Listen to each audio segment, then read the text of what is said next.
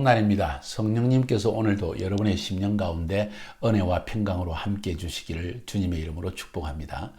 자, 오늘은 이제 우리가 초막절을 세 번째 시간인데, 초막절은 성경적 절기이다 하는 제목으로 여러분에게 말씀드리려고 합니다. 성경적 절기이다. 너무 당연하지 않습니까? 구약 성경에 기록되어 있고 하나님께서 영원한 규례로 그의 백성들에게 지키라고 했으니까 성경적 절기는 당연합니다. 맞습니다.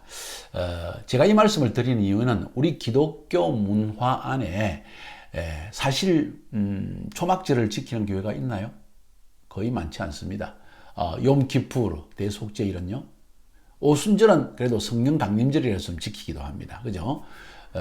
또 역시 6월절 별로 지키지 않습니다. 다만 6월절 이후 3일 만에 오는 부활절, 그것은 초실절과 연관해 가지고 이스터라고 해서 또 지키고 있죠. 자, 아무튼 이런 기독교 문화 안에 있는 전통적인 축제와 성경적 축제의 차이점이 무엇인가? 또 우리가 당연하게 봐야 되는 기독교 문화 안에서의 여러 가지 기독교의 축제들이 과연 성경적인가 하는 것을 살펴보는 것은 의미가 있으라고 생각합니다. 세 가지를 오늘 살펴보는데, 첫 번째는 크리스마스, 두 번째는 부활절, 세 번째는 추수감사절입니다. 자, 먼저 크리스마스를 살펴보려고 합니다. 크리스마스. 자, 성경적 절기일까요? 단연코 아닙니다. 왜? 그럼 나쁜 걸까요? 꼭 그렇게 말할 수는 없습니다. 왜? 예수님의 탄생을 기념하는 것이 뭐 나쁠 건 하나도 없죠. 그러나 이 크리스마스라는 것이 성경에서 하나님께서 지키라고 한 절기도 아니고 영원한 규례도 아니고 또 이스라엘 백성들이 한번 지킨 것도 아니고 뭐 전혀 아니고 또 초대 교인들이 또 예수님의 탄생일을 지킨 것도 아니에요. 근데 우리가 왜 이걸 크리스마스를 지키게 될까 하는 그런 의문이 떠오르지 않습니까?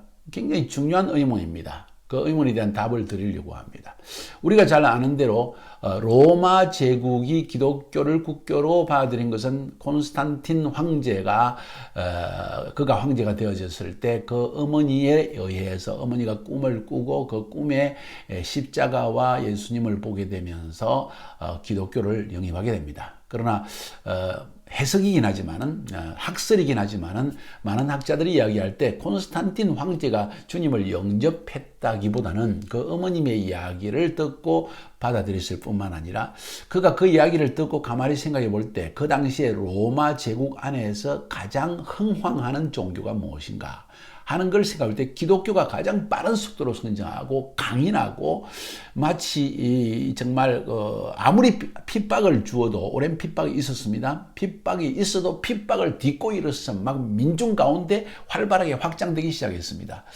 그 이야기를 분명히 콘스탄틴 황제는 접하여 듣고, 정치를 한다는 것은 이념과 종교를 이용해서 백성들을 이끄는 것입니다. 다시 말합니다. 정치는 이념과 종교를 통하여 백성들을 이끄는 것입니다. 그런데 로마 제국을 이끌기 위해서 그가 황제가 된 다음에 이 로마 제국을 문제없이 모든 민중들이, 로마의 국민들이 잘 따를 수 있도록 한 공통된 어떤 통일된 어떤 생각과 종교와 이념을 가지는 것이 참 중요하겠다는 생각을 했다는 것입니다. 그렇게 해서 조사한 결과 기독교가 가장 성장하고 또 강하고 하는 것을 발견하고는 기독교를 영입합니다. 자, 그 다음에 기독교를 영입해서 로마 제국 전체가 기독교가 된 것은 좋습니다. 자, 긍정적인 면과 부정적인 면이 있지만은 아무튼 기독교가 전 로마 제국의 공식적인 국교로 받아들인 것은 너무나 아름답고 너무나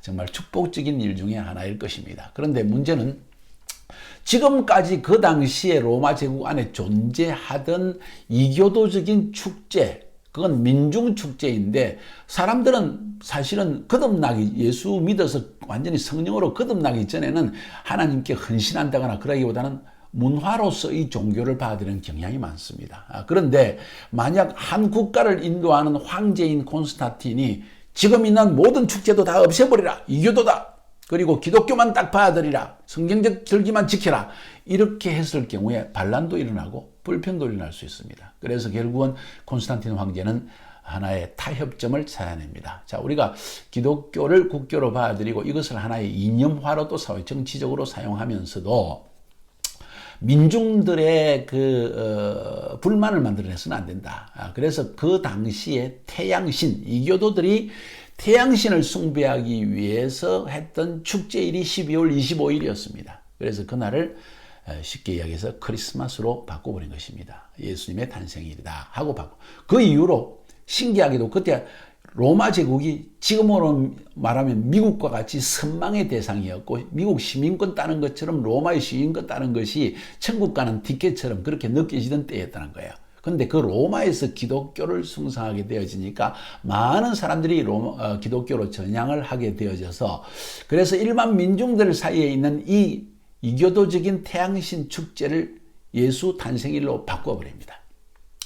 이렇게 해서 졸지에 크리스마스가 탄생하게 된 것입니다. 그래서 그 당시에 강력한 로마 제국에서 정한 것이기 때문에 아무 어떤 반발이나 혹은 어떤 학자들의 저항이 없이 오히려 이것이 성경적 절기인 것처럼 강하게 뿌리 내려졌고 학계 가운데서도 초대 교부들 가운데서도 그렇게 해서 결국은 이것은 쭉 흘러와서 지금까지도 그냥 당연한 전통으로 받아들이게 됐다는 거예요. 그러나 사실은 크리스마스는 결코 성경적 축제가 아니라는 것 우리가 꼭 기억해야 될 필요가 있습니다. 크리스마스 하지 말라는 이야기 아닙니다. 예수님의 탄생 기념할 필요가 있습니다. 그러나 만약 태양신을 숭배하기 위한 목적으로 한다면 여기는 문제가 있다. 다행히 그것은 지금 없지만은 그러나 그때의 전통들이 나무를 추리를 달아놓고 반짝반짝 뭐 별들도 달아놓고 이렇게 동그란 이런 태양을 상징하고 이런 걸 달아놓고 하는 것이 결국 거기에서 나온다는 것을 알 필요가 있지 않을까요?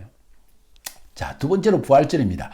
성경에는 이 부활절이라는 절기가 없습니다. 있다면 성경적인 절기와 연결시킨다면 이것은 초실절입니다. 자, 유월절은 예수님의 십자가의 죽음, 무교절은 유월절 바로 그 순간부터 시작되어서 7일간 지키는 누룩이 없는 떡, 그러니까 떡을 먹는 절기인데 그건 우리가 예수님께서 십자가에 우리 죄를 짊어지심으로 우리 죄가 사함받았다는 것을 기념하는 것.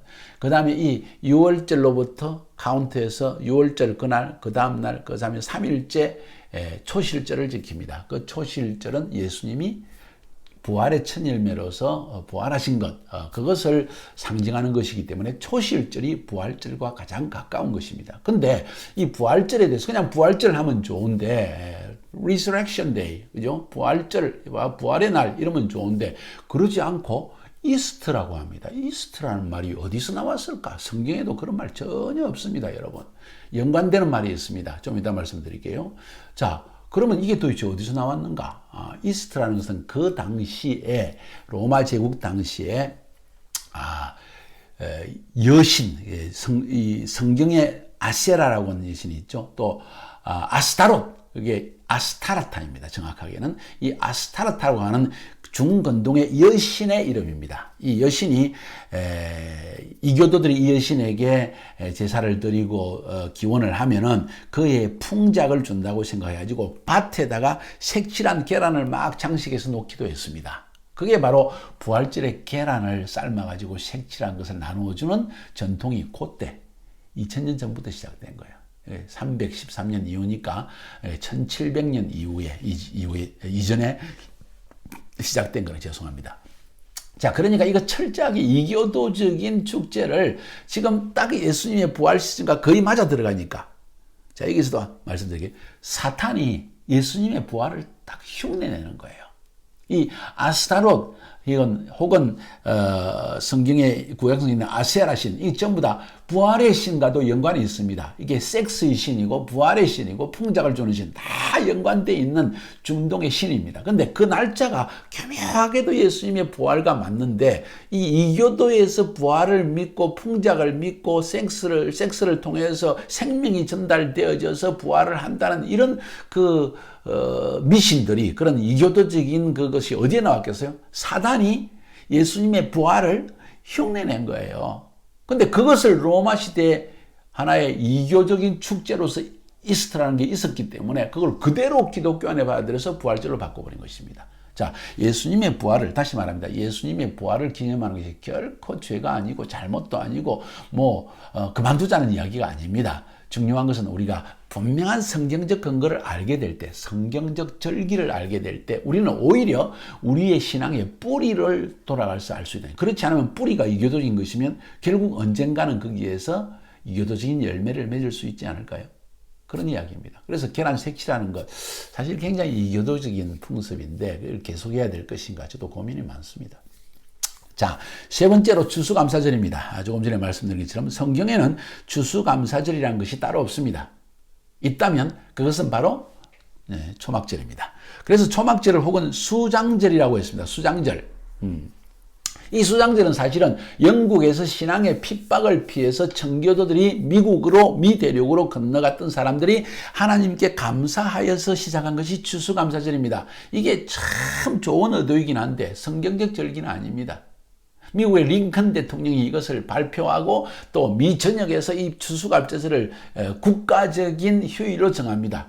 저는 오히려 성경적으로 이 사람이 정말 신앙이 좋은 사람인데 링컨 대통령이 차라리 성경적인 추수감사절보다는 우리가 성경에 있는 초막절적인 것을 지키자 이렇게 했으면 더 좋았지 않았겠는가 생각을 가지게 됩니다. 근데 엄격히 말하면 추수감사절의 유래는 사실은 여러분 미 대륙을 발견한 크리스토프 콜럼부스와 연관이 있습니다.